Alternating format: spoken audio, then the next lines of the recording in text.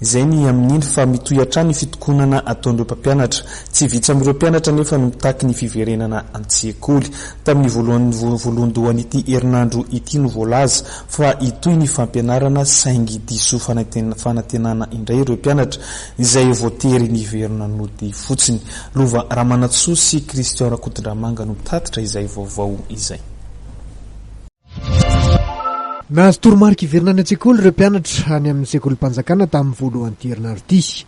Indrisy nefa fa noho ny tsy fisian'ny mpampianatra izay mbola manohy ny fitokonany amin'izao fotoana izao dia voatery nalefa nody indray izy ireo rehefa tsy nandrato fianarana efa ho roa volana izao.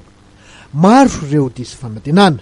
Any ka nolazaina azy ireo dia ny fiainona vaovao momba ny datin'andro tokony hiverenan'izy ireo hianatra indray izay mbola tsy fantatra mihitsy aloha hatreto. Ny faritra tamin'ny tarehan'ireo mpianatra nalefa nody mihitsy ny fahakiviana satria mandeha nidresaka fa mety tsy hianatra intsony ny sekolim-panjakana raha izao ny fandehan'ny toe-draharaha. Tsy nahita marimaritra iresana tokoa mantsy ny ministera sy ny sendika'ny mpanabe izay nilaza fa namafy ny fitokonana fitakiana anjohan'izy ireo.